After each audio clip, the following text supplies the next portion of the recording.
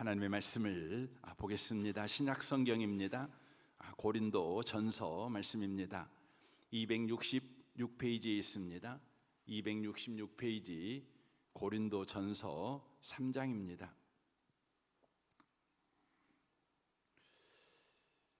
고린도 전서 3장 18절에서 4장 2절까지 기록된 말씀을 보겠습니다. 18절 말씀부터 4장 2절까지입니다. 함께 기록된 말씀을 읽으실 때 하나님의 음성을 듣는 복 있는 시간 되시길 바랍니다. 읽겠습니다. 아무도 자신을 속이지 말라. 너희 중에 누구든지 이 세상에서 지혜 있는 줄로 생각하거든 어리석은 자가 되라. 그리하여야 지혜로운 자가 되리라. 이 세상 지혜는 하나님께 어리석은 것이니 기록된 바 하나님은 지혜 있는 자들로 하여금 자기 꾀에 빠지게 하시는 이라 하였고 또 주께서 지혜 있는 자들의 생각을 헛것으로 아신다 하셨느니라. 그런즉 누구든지 사람을 자랑하지 말라. 만물이 다 너희 것임이라. 바울이나 아볼로나 게바나 세계나 생명이나 사망이나 지금 것이 장래 것이나 다 너희의 것이요 너희는 그리스도의 것이요 그리스도는 하나님의 것이니라. 사람이 마땅히 우리를 그리스도의 일꾼이요 하나님의 비밀을 맡은 자로 여길지어다. 그리고 맡은 자들에게 구할 것은 충성이니라. 아멘. 아멘. 함께 예배하는 모든 분들 가운데 이 말씀에 축복이 함께 하시기를 주님의 이름으로 축원합니다. 성도의 삶의 방식은 단순하다는 제목으로 하나님의 말씀을 전하겠습니다. 우리는 지난주에 지혜로운 건축가 같이 인생이라는 집을 건축해야 된다는 것에 대해서 들었습니다. 지혜로운 건축가는 집의 터를 반석 위에 놓는 사람들이라는 것입니다. 집의 터를 반석 위에 놓는다는 것은 신약성경 마태복음 7장에서 말씀하시는 것 같이 아버지의 뜻대로 행하는 것입니다. 아버지의 뜻대로 행한다는 것은 요한복음 6장 40절에 이렇게 말씀하십니다. 내 아버지의 뜻은 아들을 보고 믿는 자마다 영생을 얻는 이것이니 라고 말씀합니다. 아버지의 뜻은 하나님의 아들이신 예수를 믿고 영생을 얻는 것입니다. 영생은 무엇입니까? 요한복음 17장 3절에 하나님과 예수님을 아는 것이라고 말씀하십니다. 그러므로 아버지의 뜻은 예수를 믿고 하나님과 예수님을 아는 것이다, 이렇게 성경이 말씀하시는 것입니다. 예수를 믿는 것은 그러므로 반드시 예수를 아는 것과 함께 해야 된다고 하는 것입니다. 그래야 건물을 지을 수 있는 준비된 터가 된다는 것입니다. 그러나 믿기는 하는데 아는 일이 없으면 건물을 지을 수 없는 잡초만 무성한 땅이 될 뿐이라는 것입니다. 그러므로 디모데 전서에서 바울 사도는 믿음이 있는데 아는 것의 위험성을 이렇게 말씀합니다. 디모데전서 1장 18절입니다. 나의 아들과도 같은 디모데여, 이전에 그대에 대하여 말했던 애언과 같은 명령을 지금 그대에게 전합니다. 그 애언들을 따라 믿음 안에서 선한 싸움을 하십시오. 믿음을 굳게 지키고 옳다고 판단되는 일들을 하십시오. 그렇게 하지 않는 사람들은 믿음을 잃어버리고 말았습니다 라고 말합니다. 그 애언을 따라 믿음 안에 선한 싸움을 하지 않는 사람은 믿음을 잃어버리고 말았다. 우리 개역개정 성경에 보면 믿음에서 파산한 자다, 이렇게 표현을 합니다. 그 애언을 따라 믿음 안에서라는 말은 어떤 의미입니까? 말씀의 지식을 가진 믿음을 의미하고 있는 것입니다. 그러니까 아는 것과 믿음이 함께 있는 바로 믿음을 의미하고 있는 것이지요. 덮어놓고 믿는 믿음이 아니라 성경 속에서 나온 바로 믿음을 의미하고 있는 것입니다.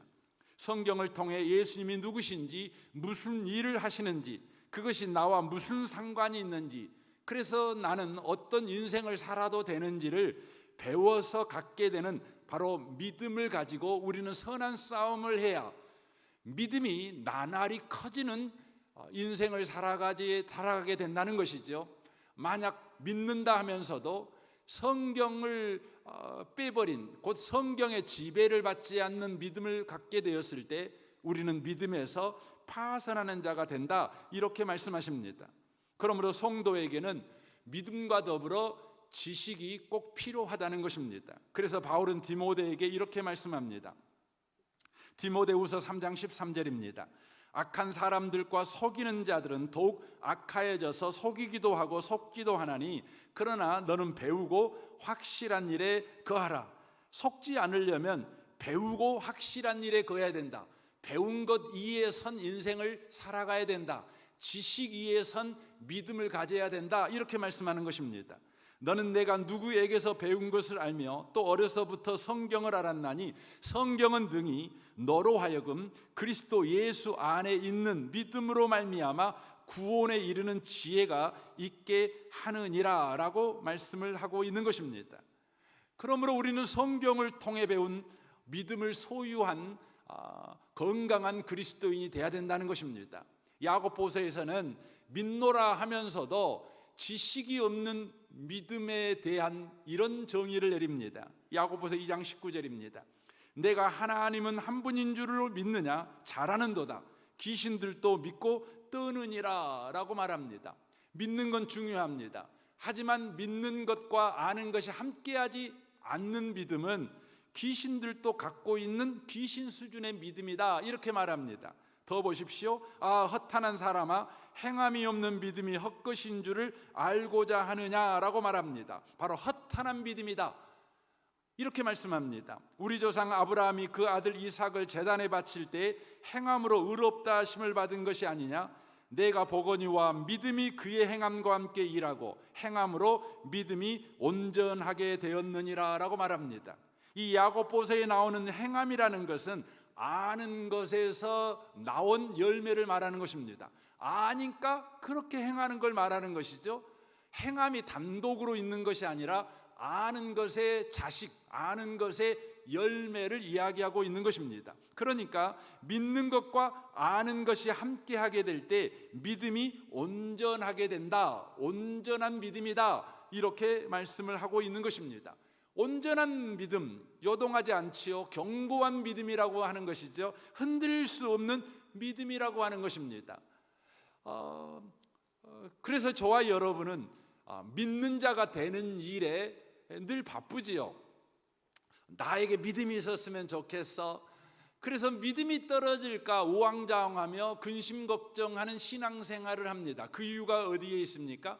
믿음은 있는데, 믿는 건 있는데 아는 것이 없는 거예요.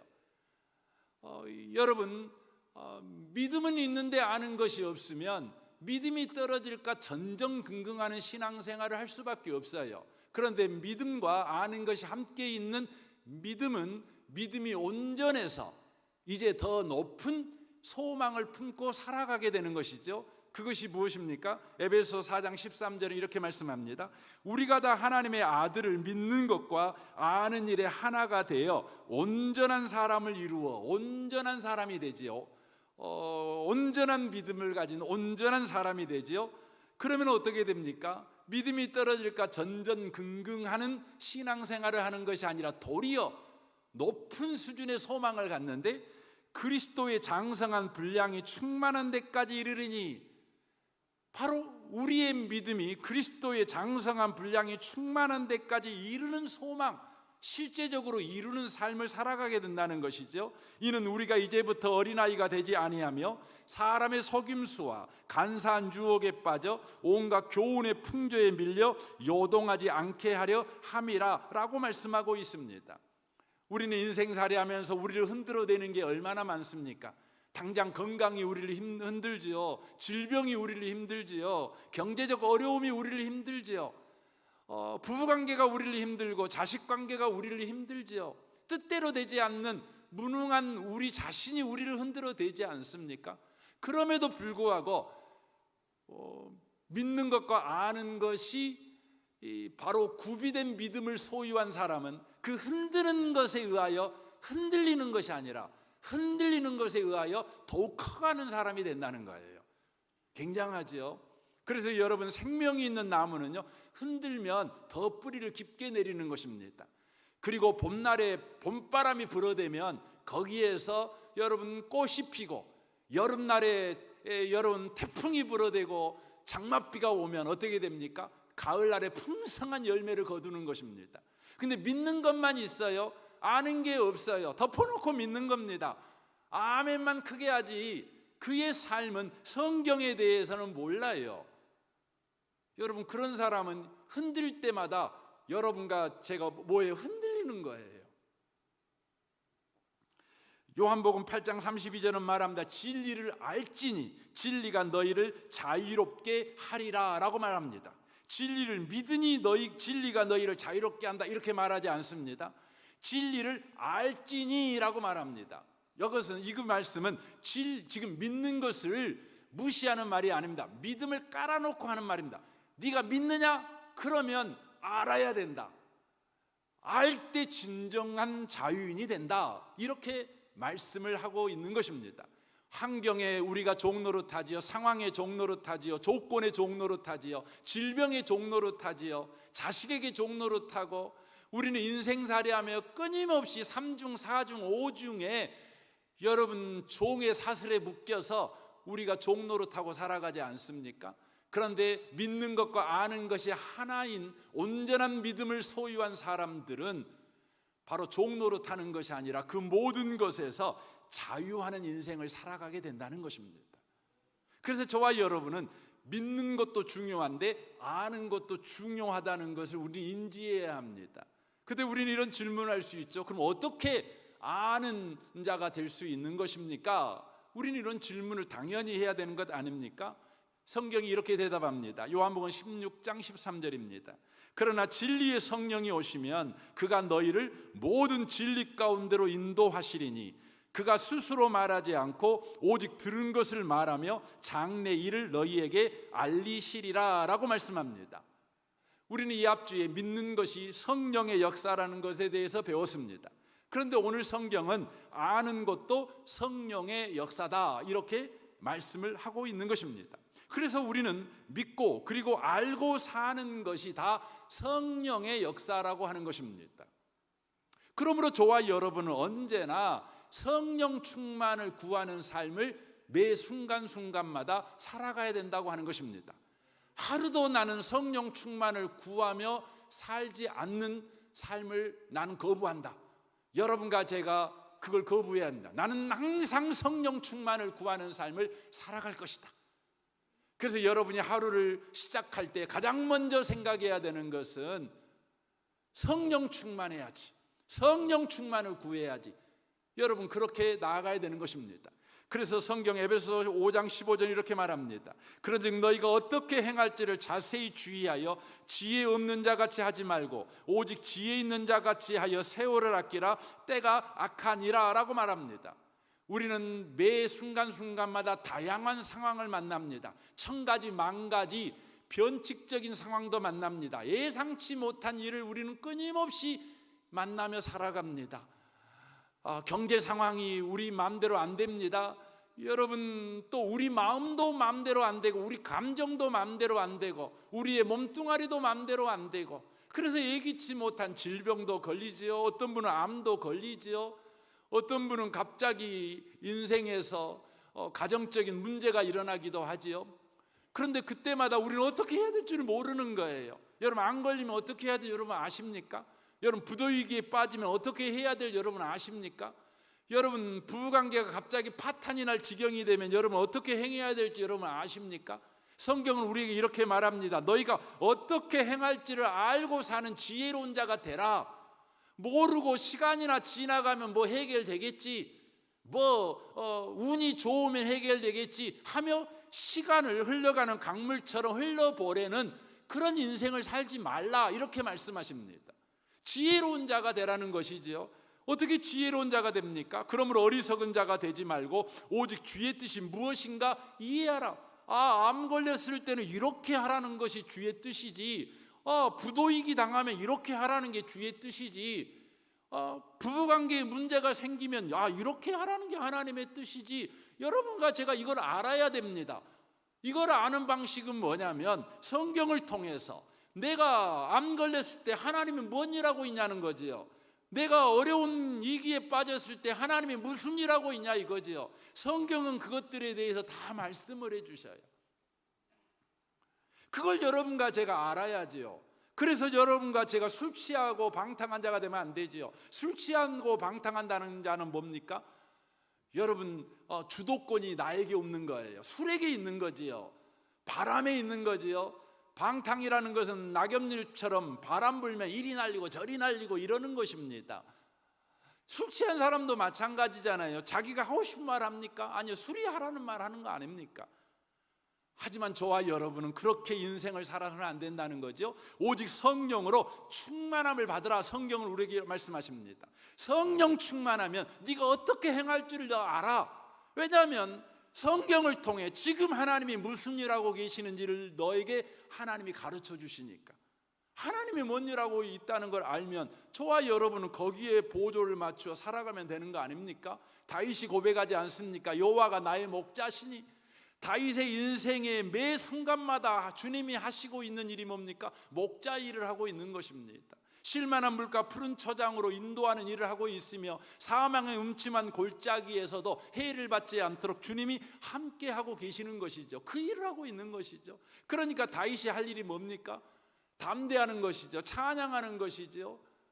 하나님의 말씀에 순종하면 되는 것 아니겠습니까?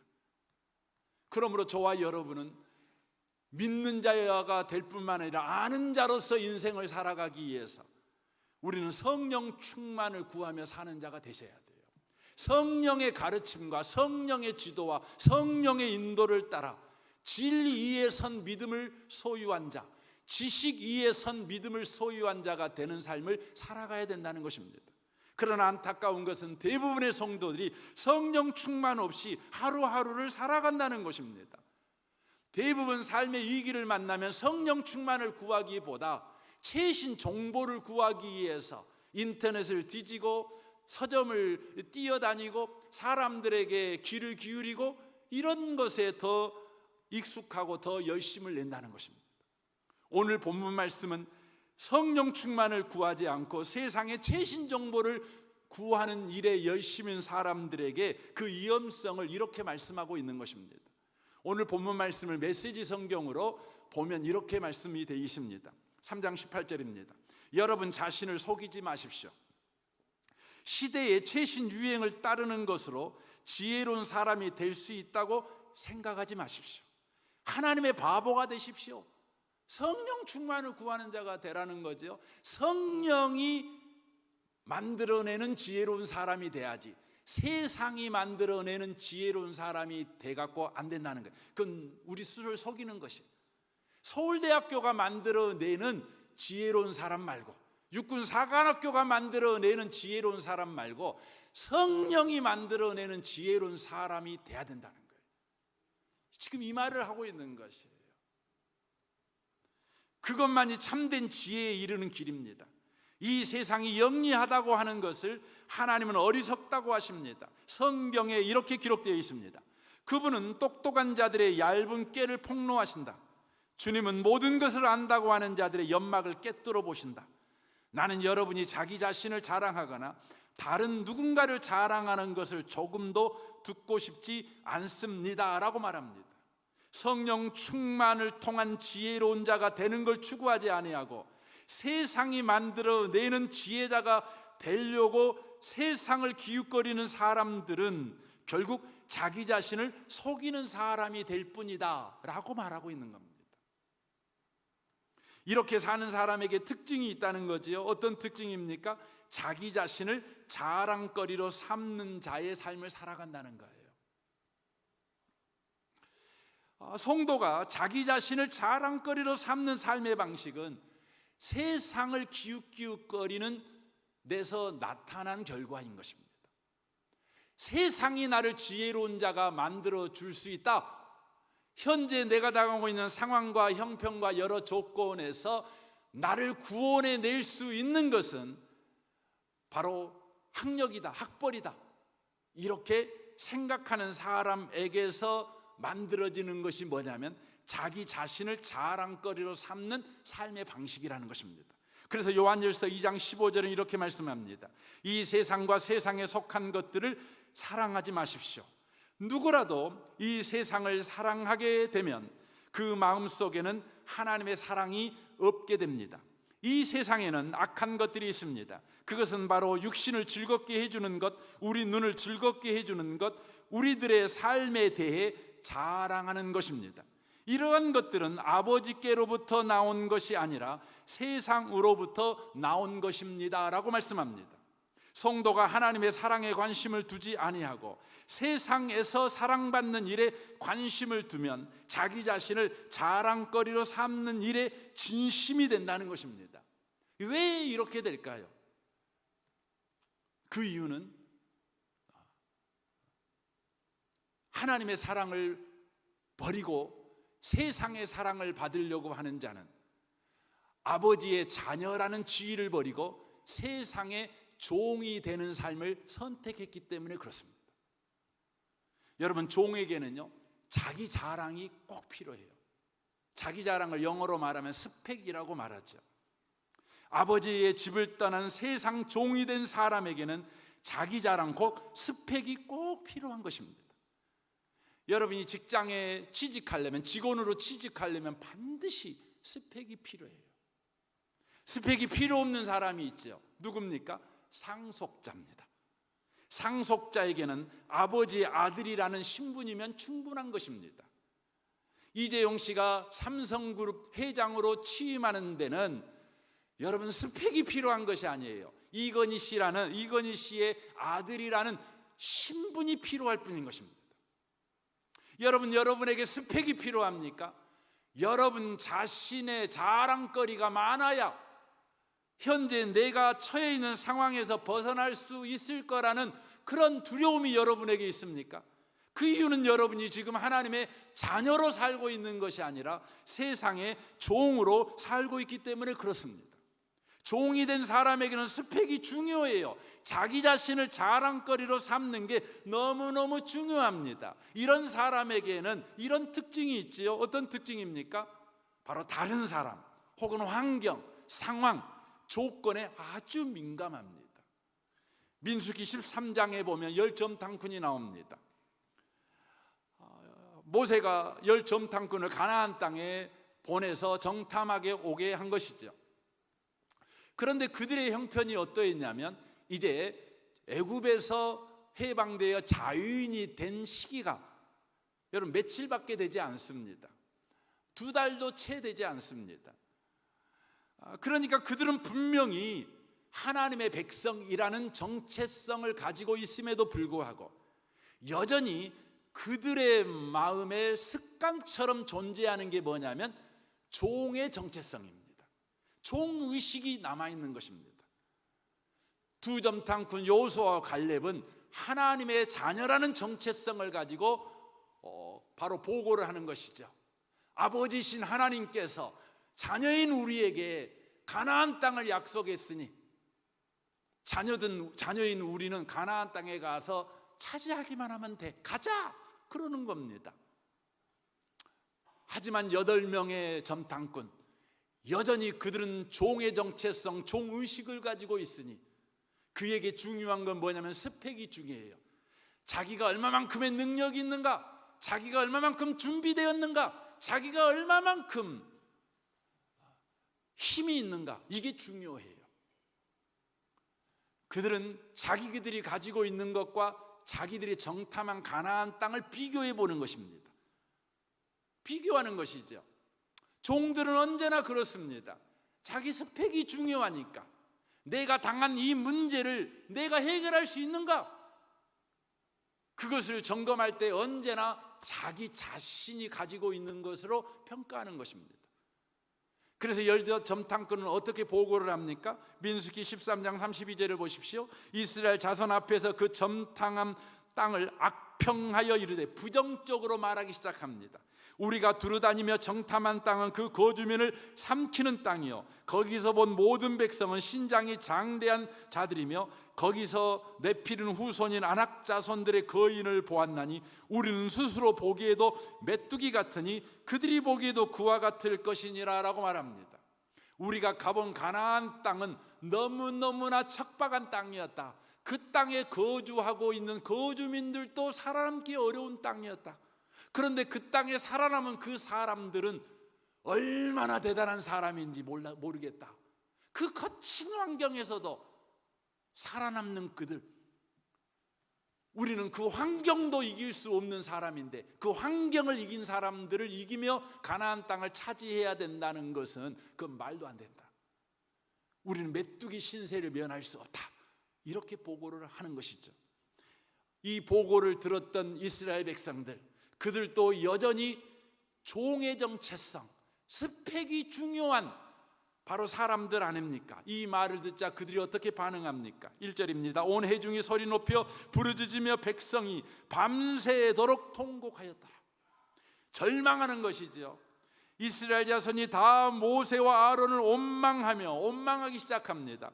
온 회중이 그들에게 이르되 우리가 애굽 땅에서 죽었거나 이 광야에서 죽었으면 좋았을 것에 어찌하여 여호와가 우리를 그 땅으로 인도하여 칼에 쓰러지게 하려 하는가? 우리 처자가 사로잡히리니 애굽으로 돌아가는 것이 낫지 아니하랴? 이에 서로 말하되 우리가 한 지휘관을 세우고 애굽으로 돌아가자. 우리가 하나님의 백성이라고 말은 들었지만 우리가 다시 종으로 돌아가자. 다시 종으로 사는 게 중요해. 더 높은 스펙을 우리가 갖는 게 더 중요해. 내가 자랑할 것이 많은 인생을 살아가는 게 중요해. 다시 돌아가자. 그렇게 말하는 것이죠. 자기 자신을 자랑거리로 삼는 사람들, 그 사람들은 자신의 능력으로 해결할 수 없는 상황과 환경을 만나면 여지없이 악평합니다. 그리고 자기 비하에 빠져버립니다. 낙심합니다. 원망합니다. 분노합니다.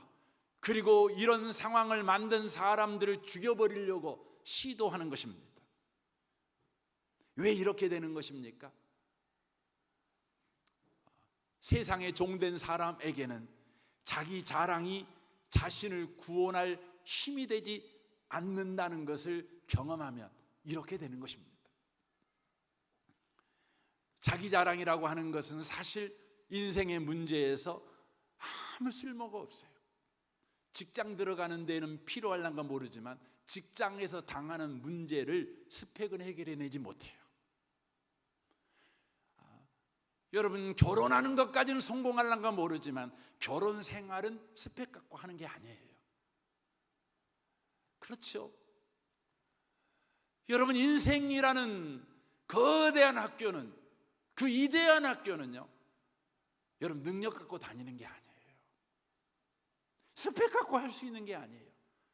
여러분, 스펙은 다만 동기동창들 만나갖고 기죽기 싫으니까 자기 자랑해갖고 상대방 약호 죽이는 데나 쓰죠. 여러분, 실생활에는 아무 도움이 안 돼요. 결국 자기 자신을 자랑으로 삼는 스펙을 지향하는 인생을 살아가는 사람의 끝은요, 온통과 원망과 분노의 인생을 살아갈 수밖에 없어요. 여러분과 저에게 이런 감정이 나오는 것은요, 그건 악이 아닙니다. 여러분과 제가 분노하는 것은 그 자체가 사실 악은 아닙니다. 그래서 에베소 4장 26절에 이렇게 말씀합니다. 분을 내어도 죄를 짓지 말며 라고 돼 있어요. 분노가 죄는 아니래요. 그런데 분노를 관리를 못하면 그게 죄로 간대요. 그러니까 저와 여러분이 분노 감정이 일어나면 저와 여러분이 그 분노 감정을 바르게 다루어야 된다는 거예요. 분노는 죄가 아니라고 말씀드렸죠. 이것은 하나님이 허락한 거라는 걸 의미하는 것입니다. 하나님께서 분노를 우리의 삶에서 역할을 하라고 주신 것입니다. 분노가 어떤 역할을 할까요? 두 가지 역할을 하죠. 그 첫 번째가 뭐냐면 바로 우리가 분노하고 있으면 저와 여러분이 즉시 깨달아야 돼요. 아, 내가 지금 세상 종노를 하고 있구나. 내 자신이 나를 자랑거리로 삼는 스펙지향적인 인생을 살고 있구나. 이걸 깨달으라는 거예요. 세상이 만들어내는 지혜자가 되려고 지금 세상을 기웃기웃하고 있구나. 이걸 깨닫는 방법이 뭐냐면 저와 여러분이 분노하는 거예요. 혹시 요즘 잘 분노하십니까? 요즘 잘 열받으십니까? 아내를 보면, 자식을 보면, 남편을 보면, 직장 동료를 보면, 또 거울비에 비친 내 자신을 보면 갑자기 화가 확 올라와요. 그건 분명해요. 뭡니까? 지금 여러분이 세상의 종로를 타고 있어서 그래요. 세상을 기웃기웃하고 있어서 그러는 것입니다. 그러면 여러분, 분노가 일어날 때 어떻게 해야 됩니까? 두 번째 역할이 있지요. 무엇입니까? 에베소 4장 26절에 이렇게 말씀하죠. 분을 내어도 죄를 짓지 말며 해가 지도록 분을 품지 말고 마귀에게 틈을 주지 말라. 분이 일어나면 그것을 기회로 삼으라는 것이죠. 해가 지기 전에 뭐 하라고요? 마귀의 틈으로 내주지 말고 하나님의 은혜의 문으로 써라. 이렇게 지금 요구하고 있는 겁니다. 분노가 일어나면 하나님이 우리에게 분노를 주신 그 역할을 분노가 하게 해야 된다는 거예요. 그게 뭐예요? 하나님께 엎드리는 거예요. 은혜의 문으로 쓰는 것입니다. 하지만 세상 사람들은 분노가 일어나면 세상 방식으로 그 분노를 다룹니다. 세상 방식이 뭡니까? 분노하면 더 큰 분노로 분노를 덮어버립니다. 세상 방식은 언제나 이슈를 덮는 것입니다. 거짓말로 거짓말을 덮는 것입니다. 하지만 성도는 그렇지 않습니다. 성도는 분노가 일어날 때 그 분노를 마귀의 틈으로 내주지 않고 하나님께 엎드리는 것입니다. 그래서 민수기 14장에 이스라엘 백성이 분노할 때 다윗 모세도 분노할 수밖에 없지요. 아니, 저것들이 내가 그렇게 헌신하고 섬겨줬더니 나를 돌멩이로 때려 죽이려고 해? 내가 기껏 애굽에서 끄집어내왔더니 다시 애굽으로 돌아가자고 해? 모세 입에서 욕이 튀어나올 뻔했을 것입니다. 그런데 모세는요, 어떻게 반응합니까? 민수기 14장 5절을 보십시오. 모세와 아론이 이스라엘 자손의 온 회중 앞에서 엎드린지라라고 되어 있어요. 회중에게 엎드린 게 아니라 회중 앞에서 하나님께 엎드린 거예요. 민수기 16장 4절에도 고라 자손이 모세를 죽이고 자기들이 지도자가 되려고 합니다. 반역을 일으킵니다. 분노가 치밀어 오를 수밖에 없죠. 그때 모세가 어떻게 합니까? 4절을 보십시오. 모세는 이 말을 듣고 땅에 엎드렸습니다. 15절 보십시오. 모세는 몹시 화가 났습니다. 모세가 여호와께 말씀드렸습니다. 22절 보십시오. 그러나 모세와 아론이 땅에 엎드려 부르짖었습니다 라고 말합니다. 모세는 분노가 일어날 때에 내가 내 자신을 자랑거리로 삼고 있구나. 내가 가지고 있는 조건, 지위, 사람들의 호의적인 분위기, 이걸 내가 지향하고 있는 사람이구나. 아이고, 잘못했네. 나는 하나님만 의지해야 될 사람인데, 나는 하나님만 붙들어야 될 사람인데, 사람들의 친절, 사람들이 나를 인정해 주는 것, 사람들이 나를 박수 쳐주는 것, 나의 권위를 인정해 주는 것, 내가 거기에 내 자랑거리를 삼으려고 했구나. 엎드리는 거예요. 이 아침에 오신 복 있는 성도 여러분, 분노가 일어나십니까? 화가 나십니까? 못 참겠습니까? 그러면 그 사람에게 잠깐만 계세요 하고 여러분 기도방으로 뛰어가시기 바랍니다. 그리고 엎드리십시오. 하나님, 내게 성령 충만 주십시오. 어떻게 해야 될지 주님 공장에서 만들어낸 지혜자를 만들어 주십시오. 주님 학교에서 훈련된 배운 주님의 지혜자가 되기를 원합니다. 세상 지혜자가 되지 않기를 원합니다. 엎드리셔야 된다는 것입니다. 사도행전 4장에 보면 베드로와 요한이 나면서부터 걷지 못한 사람을 고쳐주게 됩니다. 예수 이름으로 고쳐주죠. 예루살렘의 정치 권력자, 종교 권력자들은 위기에 빠졌습니다. 예수를 십자가에 죽여버렸기 때문에 그렇습니다. 그런데 죽은 예수가 부활했다는 소문이 나돌더니 죽은 예수의 이름으로 바로 안진뱅이가 일어나는 기적이 일어났습니다. 온 예루살렘 사람들이 예수 연호하게 되는 겁니다. 두려움에 빠진 것이죠. 그래서 베드로와 요한을 잡아다가 위협했습니다. 예수 이름으로 말하지 마. 그러면 너 죽여버릴 거야 라고 말합니다. 여러분, 말이 됩니까? 당시에 성경학자들에 의하면 예루살렘에 거주하고 있던 총 인구수가 약 5만 명 정도 된답니다. 그리고 초대교회 예루살렘 교회 성도는 약 2만 명 정도 된답니다. 그러면 여러분, 2만 명이면 어마어마한 여러분 힘입니다. 베드로와 요한이 교회 건드려? 교회가 무시받을 수 없지. 교회가 가지고 2만 명의 성도들 선동해서 저것들이 우리를 무시한다고, 저것들 뒤집어 엎어버리자고, 우리가 정권을 잡자고. 그럴 수 있지 않습니까? 베드로와 요한은 세상 방식을 취하는 사람들이 아닙니다. 성경의 방식을 취합니다. 가서 말합니다. 온 성도들이 뭐합니까? 함께 기도합니다. 분노가 일어나는 상황에서 엎드리는 거죠. 이렇게 기도합니다. 그들이 듣고 한 마음으로 하나님께 소리 높여 이르되, 대주제여, 천지와 바다와 그 가운데 만물을 지으신 이시여, 또 주의 종 우리 조상 다윗의 입을 통하여 성령으로 말씀하시기를, 어찌하여 열방이 분노하며 족속들이 호사를 경영하였는고, 세상의 군왕들이 나서며 관리들이 함께 모여 주와 그의 그리스도를 대적하는도다 하시니로소이다. 과연 헤롯과 본디오 빌라도는 이방인과 이스라엘 백성과 합세하여 하나님께서 기름 부으신 거룩한 종 예수를 거스려 하나님의 권능과 뜻대로 행하려고 예정하신 그것을 행하려고 이 성에 모였나이다 라고 기도합니다. 이걸 한마디로 말하면 저들이 우리를 화나게 하고 저들이 우리를 핍박하는 것은 성경에 이미 써져 있는 내용입니다 라는 말입니다. 여러분 자식이 여러분 속 뒤집어 놓는 건 이미 성경에 써져 있는 내용이에요. 여러분 남편이 여러분을 힘들게 하고 무시하고, 여러분 아내가 여러분을 무시하고 여러분을 괴롭히는 거 이미 성경에 써져 있어요. 성경에 써져 있는 일이 여러분 가정에 지금 일어나고 있을 뿐이에요. 성경 밖에서 일어나는 일이 우리 인생사에 있을 수 없어요. 지금 이들은 이렇게 말하는 거죠. 성경에 기록된, 아니 하나님의 권위 아래 있는, 하나님의 말씀 아래 있는 일이 지금 일어나고 있습니다. 그러니까 주여 우리에게 이걸 주십시오 기도합니다. 뭘 기도합니까? 보십시오. 29절입니다. 주여 이제도 그들의 이어밤을 그어보시옵고 또 종들로 하여금 담대히 하나님의 말씀을 전하게 하여 주시오며 손을 내밀어 병을 낫게 하시옵고 또 표적과 기사가 거룩한 종 예수의 이름으로 이루어지게 하옵소서라고 말합니다. 한마디로 말하면 주여 우리의 능력이 얼마나 큰가를 보여주고 싶지 않습니다. 주님의 능력이 얼마나 큰가를 나타내기를 원합니다. 주여 주님의 능력이 얼마나 큰지를 보여주십시오. 이렇게 기도하는 것이죠. 그랬더니 어떤 일이 벌어집니까?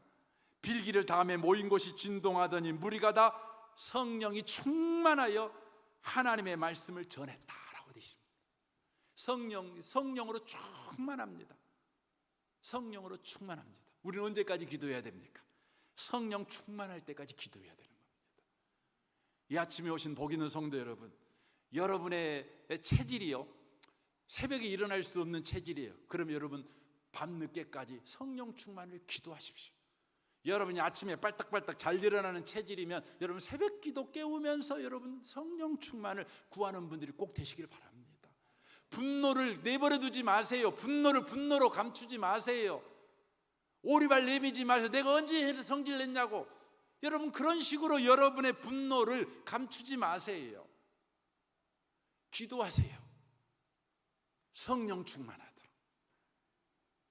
성령 충만할 때 무슨 일이 벌어졌죠? 보십시오. 32절입니다. 믿는 무리가 한 마음과 한 뜻이 되어 모든 물건을 서로 통용하고 자기 재물을 조금이라도 자기 것으로 하는 이가 하나도 없더라. 바로 성령의 열매가 그들에게 나타났어요. 그들에게 주어진 상황은 아무것도 안 바뀌었는데 그들의 성품이 바뀌었어요. 성령의 사람이 됐어요. 성령의 사람이. 오늘 본문에도 분노가 일어나고 세상의 자랑을 추구하지 아니하고 성령의 지혜로운 자가 되기를 추구하는 사람에게 나타나는 사건을 소개합니다. 2절입니다. 그리고 맡은 자들에게 구할 것은 충성이니라. 여러분 충성은 뭐예요? 충성은 우리가 수신해서 즉 훈련해서 우리 스스로 만들어내야 되는 것이 아니에요. 성령 충성은 성령의 열매예요.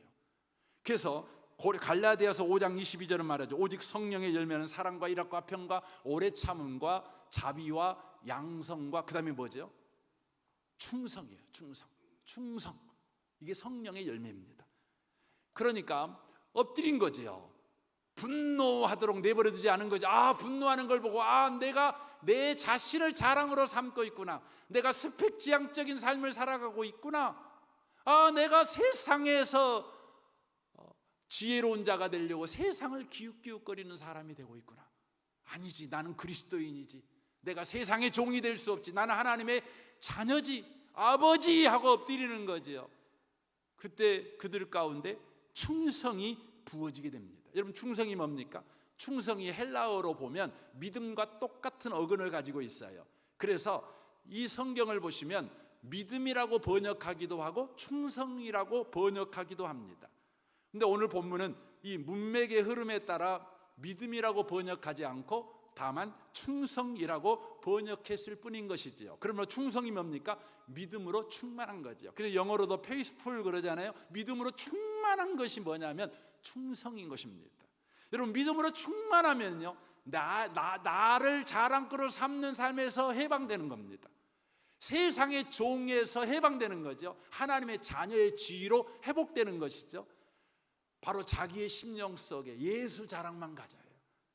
굉장하죠. 저는 이 아침에 오신 여러분을 축복합니다. 예수 자랑만 있으시기를 바랍니다. 예수 자랑만 하는 인생이 얼마나 놀라운 인생인지 아십니까? 예수 자랑하는 인생은 광신자가제예요. 예수 자랑하는 인생은 신선한 인생을 살아가요. 인생을 창의적으로 살아가요.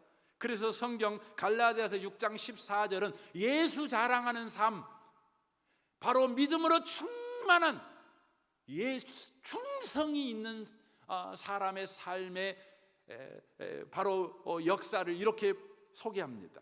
갈라디아 6장 14절은 메시지 성경을 읽겠습니다.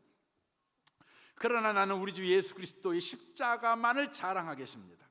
그 십자가로 말미암아 나는 이 세상에 대해 십자가에 못 박고 남을 기쁘게 하는 거나 남을 지시하는 하찮은 방식에 나를 끼워 맞추는 숨막히는 분위기에서 벗어날 수 있습니다. 여러분, 종로로 타는 사람들 눈치 보고 살잖아요. 이 사람 눈치, 저 사람 눈치. 그런데요, 예수만 자랑하는 사람, 기도하여 성령 충만하여 충성이라는 열매가 우리 가운데 있는 사람, 예수만 자랑하죠. 그 사람은 세상 눈치 안 봐요. 어떻게 삽니까? 여러분이 이 모든 일의 핵심이 무엇인지 알겠습니까? 그것은 할례를 받거나 안 받거나 하는 일과 같이 여러분과 내가 하는 일에 있지 않습니다. 핵심은 하나님께서 지금 하고 계신 일에 있습니다. 그분은 완전히 새로운 것, 곧 자유로운 삶을 창조하고 계십니다. 이 기준에 따라 사는 사람은 누구나 하나님의 참 이스라엘, 곧 하나님이 택하신 백성입니다. 그러니까 예수 자랑으로 가득 찬 사람은 완전히 새로운 것, 곧 자유로운 삶을 창조하시는 주님이 주도하는 인생을 살아가요. 그러니까 그 인생이 어떻게 되세요? 창조적인 인생을 살아가는 겁니다. 요즘 사업이 꽉 막히셨습니까? 여러분, 요즘 가정에 여러분 가정이 어떻게 해야 될지 꽉 막혀버렸습니까? 지금 막창입니까? 여러분, 예수만 자랑하는 사람이 되십시오. 그러면 여러분, 길이 보입니다. 창조적인 힘이 생깁니다. 이 이야기를 결론으로 드리고 싶습니다. 작년 2월 달에 돌아가셨죠? 우리 이어령 선생님이 계시죠? 이분이 예수를 믿고 나서 예수 믿는 게 너무 좋은 거예요. 어느 날 누군가가 예수 믿는다는 게 뭡니까? 기독교를 저에게 소개해 주셨으면 좋겠습니다 하고 질문을 했습니다. 그분이 이렇게 예수 믿는 게 뭔지를 소개합니다. 한 예화를 드립니다. 아주 더운 여름날에 집에 아빠와 엄마와 아들이 거실에 있었습니다. 그때 아버지가 아들아, 너무 덥다, 창문 좀 열어라 그랬습니다. 그래서 아들이 아버지의 말을 따라서 창문을 열려고 창가에 딱 갔는데 엄마가 뒤통수에 대고 아들아, 모기 들어온다, 창문 열지 마 이랬습니다. 아버지는 창문을 열라 하고 엄마는 창문을 닫으라고 말한 것입니다. 이런 상황에 놓일 때 세상은요, 누구 말을 들어야 하는가? 엄마 아빠 눈치를 보기 시작합니다. 우리 가정의 권력 구조가 누구에게 있나? 누가 권력자인가? 아빠를 따라갈 건가? 엄마를 따라갈 건가? 문을 닫을 것인가? 열 것인가? 닫으라는 아버지의 말을, 열라는 아버지의 말을 따라갔을 때 엄마로부터 후유증은 없을까? 이제 이런 고민을 하게 되는 것이죠. 그러나 기독교인은 그렇게 하지 않는다는 거예요. 기독교인은 어떻게 하냐? 그때 엄마도 아빠도 안 보고 하나님 쳐다본다는 것입니다. 하나님 쳐다봐요. 하나님 쳐다보면 하나님께서 이렇게 일하시죠. 어떻게 일하실까요? 얘야, 방충망을 만들어라. 뭔 말인지 이해하십니까? 여러분, 세상 사람들은요, 아빠 눈치 보고 엄마 눈치 보고 살아가야 돼요. 근데 하나님 바라보는 사람은 하나님께서 창의적 생각을 줘요. 방충망 만들어 갖고 문 열어라. 그럼 아빠도 엄마도 만족한다. 사람 눈치 안 보고 하나님 바라볼 때, 예수만 자랑하는 자가 될 때 창의적 접근을 한다는 것이죠. 이전에 없던 생각을 우리가 갖게 된다는 것이죠. 이게 기독교입니다. 이게 예수 믿는 것입니다. 여러분을 축복합니다. 이 예수 믿는 이 새로운 인생, 예수 믿는 이 신바람 나는 인생 다 살아가시기를 주님의 이름으로 축원합니다. 아멘. 우리 같이 한번 기도하기를 원합니다. 우리 이 말씀 생각하며 이 시간 같이 기도했으면 좋겠습니다. 우리는 지금 믿고 아는 것이 하나 된 믿음 생활을 하고 있는지, 우리는 성령 충만을 매일 구하는 하나님이 하나님의 지혜로운 자인지, 아니면 어떻게 살아가야 될지 답답해서 세상을 기웃기웃거리는, 세상이 만들어내는 지혜자가 되는 일에 관심을 갖고 사는지, 그래서 스펙지향적인 인생을 살아가고 있는 사람인지, 주님만 바라보겠습니다. 내게 분노를 주셔서 너 지금 잘못 살고 있어 이렇게 깨우쳐 주시니 감사합니다. 분노가 일어날 때 엎드리는 자가 되기를 원합니다. 낙심이 일어날 때 주님 엎드리는 자가 되기를 원합니다. 성령 충만을 구하는 자가 되겠습니다. 우리 시간 같이 한번 기도하겠습니다. 우리 통성으로 우리 기도하겠습니다. 오 하나님 아버지 감사합니다. 주님 감사합니다.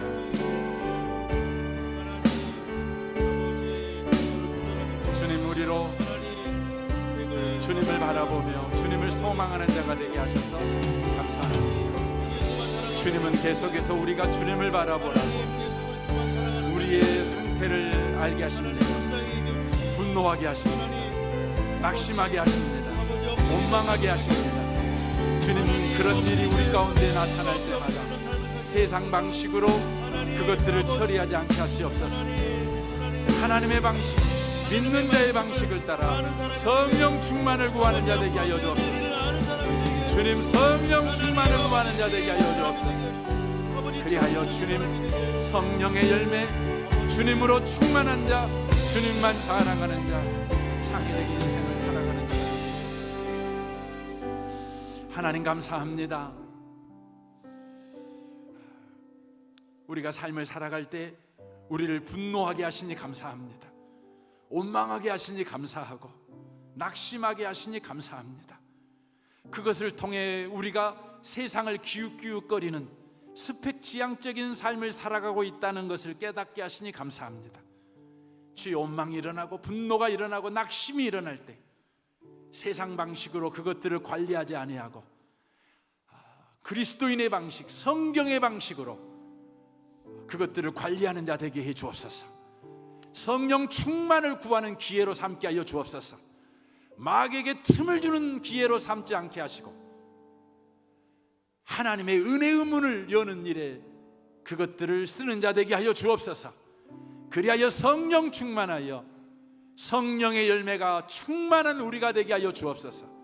예수 자랑하는 자 되게 하여 주옵소서.